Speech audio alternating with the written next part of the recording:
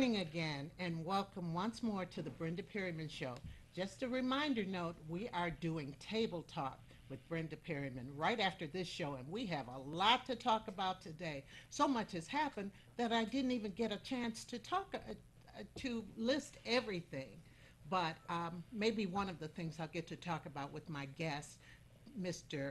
David Tarver. Good morning. Good morning, Brenda. How are you doing today? I'm good. I'm good. I wanted to wear purple. Well, you Oh, got a little bit there. oh You got yeah, a little, but we not matching. enough. Not enough. And I hear you might try and get on the celebrity weight off. That sounds like fun. Yeah, yeah. We Anytime want to I get him. We want to get him. We want to get him. And David, besides doing the symposium that we're going to talk about, that a lot of you need to come to, he's also the author of Proving Ground, which tells a lot about his youth and how he ascended into business and entrepreneurship and everything. He was always going to be a self-starter, I think. Aren't you from Flint? I'm from Flint. Yeah. When you're from Flint, you kind of have to be a self-starter. Don't say that. Don't say that. But tell me about, let's just briefly talk about Flint, what kind of community it is for those of us who've never been to Flint. Well, Flint was an automotive town when I was growing up. It's still, has a lot of automotive industry remnants there. But Remnants. yeah, it was a great place though. Growing up in the '60s, we had, it was a middle class community. We had great schools, we had great opportunities, and I had almost people say now, when they read the book and read about my experiences there, they said, "Man, you had like an idyllic upbringing in Flint." Yeah. It's changed a lot, with the downfall of the extraction of the jobs there in Flint. So Flint's fallen on hard times, but there are tough people there. They're trying to come back. So Right, right. yeah. As you were saying that, I started thinking about Detroit back in those days Hmm. when I mean, my boyfriend, after he graduated high school, before he went to college, he was able to get a job at Ford and Chrysler at the same time. I Yeah. mean, there were Oh yeah. jobs Definitely. in the auto Yeah. industry, Yeah. and that provided people to be able to have a kind of middle class existence. Hmm. Yeah. I had a job at General Motors when I was in 11th grade. Bought my Re- first car with the money I made at Chevrolet Metal Fabricating. Really, Yeah. Kids don't have many of those opportunities these days. David, did you always know that you were going to work for yourself? That was my ambition from when I was young, and it was from a few things. One, seeing my father working in the basement on his electronics projects while he worked during the day at his job at the post office. I kind of got the bug for electronics, and coming through the civil rights movement and seeing the expansion of opportunities that was possible there, and also growing up in a town where we manufactured things, and you could walk over to the railroad tracks and see cars, being shipped out of town. And so that inspired me I want to start a manufacturing company. Gosh, kind of a wanderlust. You're looking at all of that and you just mesmerized by it, weren't you? Definitely, definitely. So after high school, what high school did you go to in I Flint? went to Flint Central Indians. And Indians. yeah, yeah, They would never use they, that they right changed now. that Right, later. right, right, I right. don't know. I think it was the Phoenix later or something. Uh, Flint Central is closed now, as is Flint Northern, and Flint Northern's Flint closed? Northern is closed. And so in Flint, I think you have Northwestern now and Southwestern. That's it. Wow. So then you went to Michigan, right? Well, I went to what was then General Motors Institute, and GMI. right, yeah, and I went there for 2 years, and then I transferred to University of Michigan and got my engineering degrees there. Okay. What was so special about GMI? Because a lot of people I know went there, but I never put it together. Well, the allure of GMI was that it was a co-op education program. At the time, you went to school for 6 weeks, and you worked for 6 weeks, on and off. And you worked in your General Motors sponsoring facility, and you made so much money working that basically school was free. Wow. And so you had all these students riding up to campus in their new Corvettes and You're Camaros. And, well, kidding. yeah, first thing I did when I got accepted, went out and bought me a 1971 Camaro, brand new, and What color? it was gold Oh, with a goodness. beige top. And I was sporting in those days. But it was also academically a great school. Right. You had small classes. If you were taking, say, calculus as a freshman, you'd go in and you'd have maybe 35 students in your class. If you took that class at University of Michigan, you might have 500 students in an auditorium. So it was a good place to get a grounding. But of course, as a black student there, we were integrating that school at the time. There were very few black students. I think there were 4 black women. That was one of the things that motivated me to transfer, because I wanted to see some women Oh, at of school. course. Yeah, Yeah. yeah. This was a high school picture, Yes, wasn't it? yes. That's from that was from the front page of the Flint Journal newspaper in April 1971. That was the Flint Science Fair, which was a big deal in those days, and I was a finalist all 4 years of high school. And so I took that picture because it symbolizes a lot for me. It symbolizes the fact that, as a technology person in those days, and even today, you find yourself integrating a lot of situations, and you have a challenge. You have to prove yourself, and that's why I call the book Proving Ground. Did you find yourself having to work harder to prove yourself? You were talking about proving ground and everything, and we always tell our children, or we have been told when we were children, don't make a blast out of yourself. Do your best. Yeah. Work harder, because sometimes you got to work harder so you can stand up above the rest. Yeah, what I found is that you have to work hard, you have to be prepared, you also have to be culturally adept, in dealing with people, because you never know where the challenge is going to come from. And you're always, again, you're finding yourself in a situation where you're in the minority. And so it helps you, it hurts you in some ways, but it also helps you to develop some skills, because when you come through that kind of a situation, you feel that you can deal with anything and anybody. Right, right, right. You can deal with anything, anybody, and you got to Michigan. And when you got to Michigan, how many blacks were in your program? I don't know the number of black students who were in the College of Engineering. It was always a pretty small number. But we were a pretty tight group, and we had an office within the College of Engineering that was led by a woman by the name of Ann Monterio. It was the Minority Engineering Programs Office or something like that. It was called MIPO.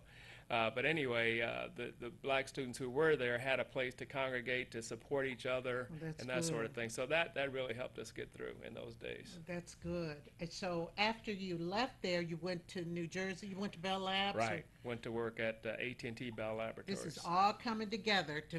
I'm bringing it up to what we're getting ready to do today, because I think it's important that you know David's story. Yeah. Okay. Yeah. So I went to work there as a product developer at AT&T Bell Labs, which was at the time the place to work if you're an electrical engineer. It's the place where the transistor was So invented. you must and have so many stood things. out among the rest that you could get a job there. It was quite an honor to get a job at Bell Labs, and every graduate engineer kind of wanted to work there or at IBM Labs.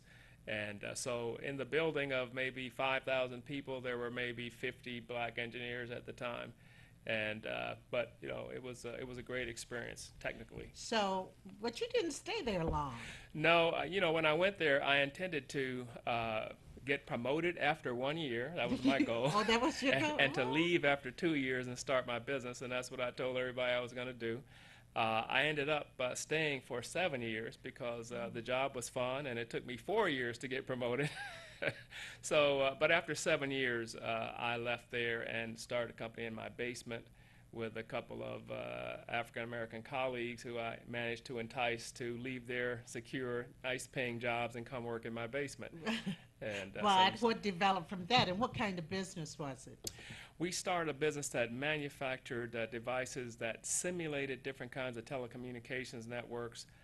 First, landline kind of data communication networks, and then wireless networks. But we started this business in my basement. We ended up selling in 25 countries, more than 25 countries, and we built it to quite a good size.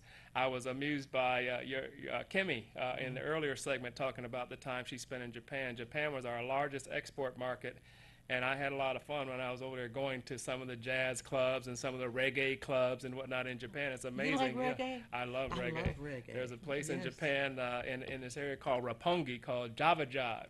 And we would go there every time. Met Michael Jackson in Java Jive one night. Really? It was a crazy place in those Wow. days. I guess so. Wow. I miss Michael Jackson. Well, anyway.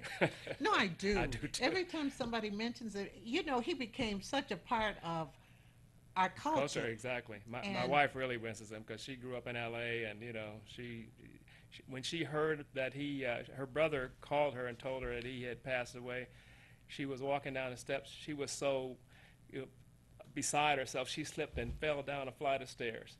Yeah, yeah. Well, I understand, but I just have to say this: Michael Jackson's legacy lives on because little kids know Michael Jackson, who he is. Oh yeah. I bet your daughter knows who he is. She does. And Definitely. she's a little kid. And so, David, so you became this entrepreneur. You all started exporting. You were exporting, Yes, right? yes. To different countries. And then, how many years did you do this? We did it for 12 years. We actually, I left my job at Bell Labs in 1983, and we incorporated in 1984, and my co-founders came on board, left their jobs in 1984, and we built the company until 1995. We sold it to a British company that was called Bowthorpe PLC at the time. It's now called Spirent PLC.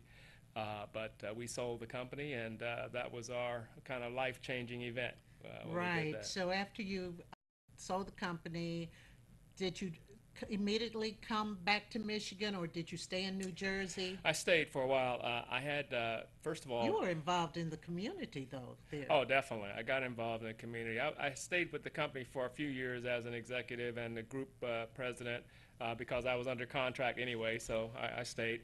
But then I left in 2000. I got involved in the community out in New Jersey in the education area. I started an outfit that was aimed at improving the education and development prospects for kids in that area. Did that until 2007. And decided to come home because my mom was in her 80s, hadn't spent as much time with her as I had wanted to. My sister had passed away in 2005, and she and my mom were very close, so I just felt like it was time to come home. Okay, but since you've been home, you've been doing some wonderful things, and one of the things I remember when I first met you, you had just come out with Proving Ground, which is a wonderful book. It's still available. Yes, isn't oh it? yeah, it's available on Amazon. And If you had to do a theme for this book, what would it be? wow, that's interesting. Well, Proving Ground means a few different things.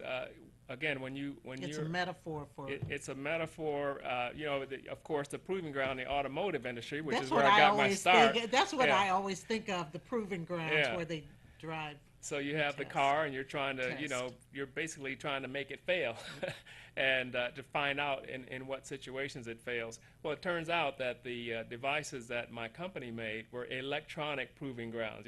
We would subject different kinds of communications equipment to all kinds of stresses and strains electronically, and so we made a proving ground for electronic devices. And but then the experience that we were going through, being African American engineers, going through a place like Bell Labs and trying to start a business from scratch in a technology industry where practically everyone we were selling to looked different from Right, us, right. that was a proving ground. So Right. I think the thing that the thing that came through, the thing that I learned from that experience is that we learned to be able to justify ourselves, to be able to show what our value was, to be able to demonstrate that value proposition to people. And so that's one of the things that I stress, when I'm teaching students now. Right, and you're teaching up at Michigan, right? Yes, I teach. I've been teaching entrepreneurship classes for the last couple of years. I guess it's going on 3 years now. And I just started a new class this year called Urban Entrepreneurship because I have this interest in using entrepreneurship and using business innovation to solve problems that we face in urban areas, whether they be education or public safety or whatever kinds of Well, issues. can you answer this question? What's the we hear a lot about startups. Mhm. What is a startup? A startup is a new business that you're forming to solve some problem or to pursue some opportunity. It's a business that didn't exist before. And often in a startup, you're not just starting a new business, you're starting a new kind of business where you kind of have to design the business in addition to just executing the business. So, don't you hear that a lot, or don't you, especially in Detroit right Oh, yeah. now? Yeah, there's a lot of focus on entrepreneurship. You have probably startup competitions and business Yeah, competitions you every do. week, You and certainly there's do. a lot of chatter out there about entrepreneurship. One of the things I find, though, I was thinking about this the other day because I was listening to Mahalia Jackson, Oh, and Mahalia Jackson has this song where she says, "Everybody talking about heaven ain't going." right, And my thing was everybody talking about business ain't doing it. And right. so I think it really takes people who have been through that process, who've been through that, the fires of trying to start a business from scratch, to teach other people how to do it. And so that's why I felt it was so important, for myself to get involved and advise people and teach students. And what do you call urban entrepreneurship? Why do you say urban? Yeah, so urban entrepreneurship, it's not just an issue about Detroit. It's not an issue about a certain kind of people. What we find is that since around 2007, more than half of the people in the world live in urban centers. So even in places like China, you've got all these people who have moved from agricultural communities into places like Beijing and Shanghai and Shenzhen. So all over the world, you have more and more people living in urban centers. And you find that there are problems that are attendant to having that many people together in one place, but also opportunities from that.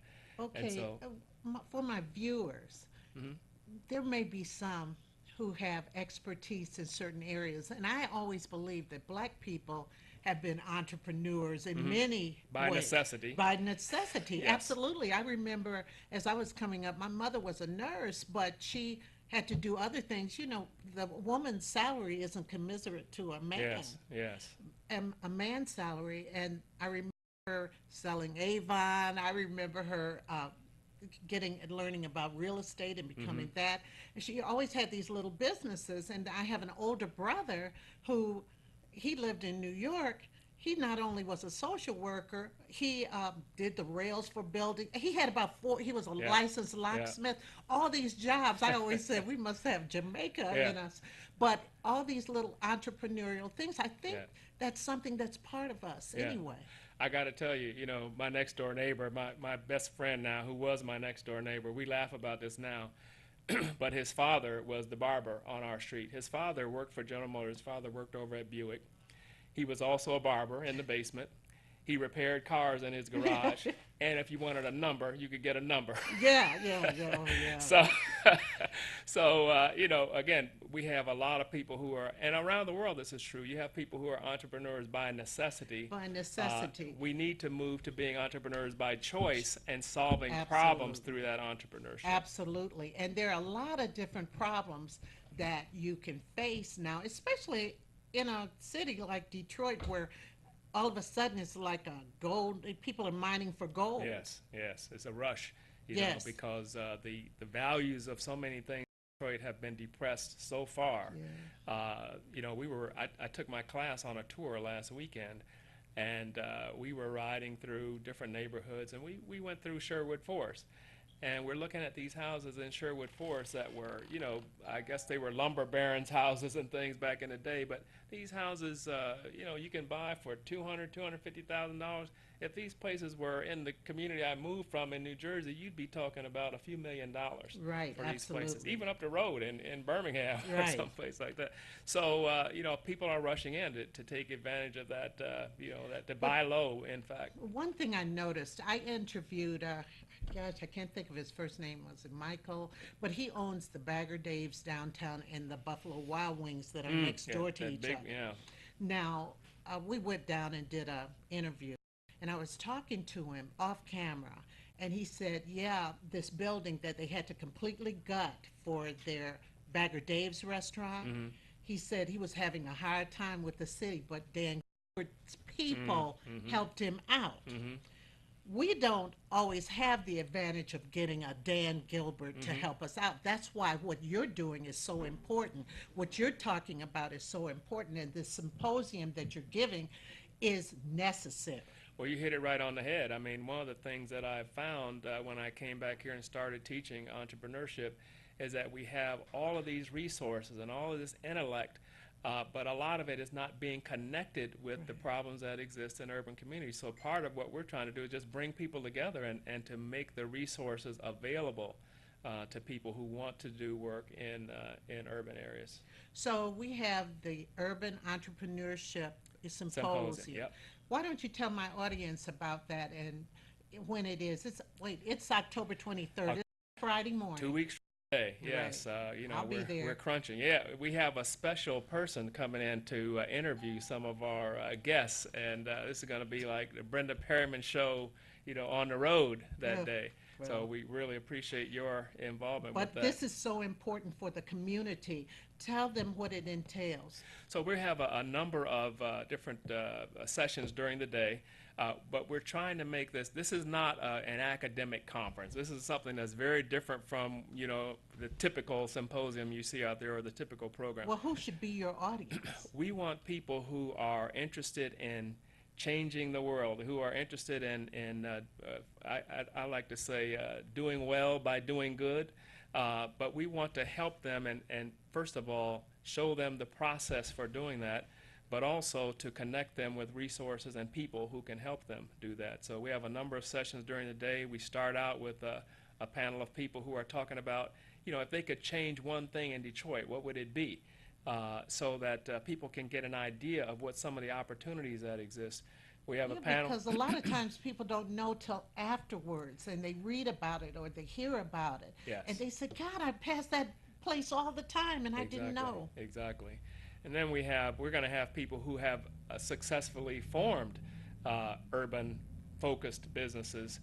So we have the CEO, Wait, when you talk about urban focused businesses, what do you mean by that? businesses that produce products or services that are targeted at solving some problem in an urban community or that produce Such significant. as? Okay, so I give you a big example, Okay. which is Uber, right? Oh, It solves, God, yeah, solves, that's a, a big. solves a huge transportation problem in an urban community. We also have a business, the CEO from this company called ShotSpotter is coming. What is This is a that? company based in California, and actually the CEO is an African-American gentleman, but when a shot is fired in an urban area, they have sensors that they place around the area that can tell where that shot is fired from, what direction it's fired in. A and shot like a gunshot? a gunshot, yes. Serious? Yes, and they can dispatch the police to that location much faster. So that Did he invent this or what? his company invented this technology, and he's going to be on the panel where we're talking about actual urban solutions. We've got a person on that panel. We've got Dave Anderson from Bamboo Detroit. I've heard of that. What is that? It's a co-working space and a community Oh. building space. So Where people have different. yes, so you have different entrepreneurs involved in this place, and it gives them a place to work, but it also gives them support in terms of different kinds of seminars and information and connections to the city if they need to solve certain problems. So Dave Anderson is going to be on Like the I panel said, as well. everyone can't go to Dan Gilbert's people. Exactly. And you don't know how important that statement is, because when I saw how simple he said it, Mm-hmm. oh, Dan Gilbert's people help, because and I said, if I were starting a business down there, I mean, I could knock on Dan Gilbert's door, but unless I know somebody, or maybe I don't know how I could get to him. And we can't look at him. People complain about he's buying this, he's buying that. Well, you can't tell people what to do with their money, but there are opportunities for you still, and that's what I try to tell my audience. Yes. Well, I was on a show yesterday, and they asked me, give me an example of how urban entrepreneurship is transforming Detroit. I said, Dan Gilbert. That's urban entrepreneurship.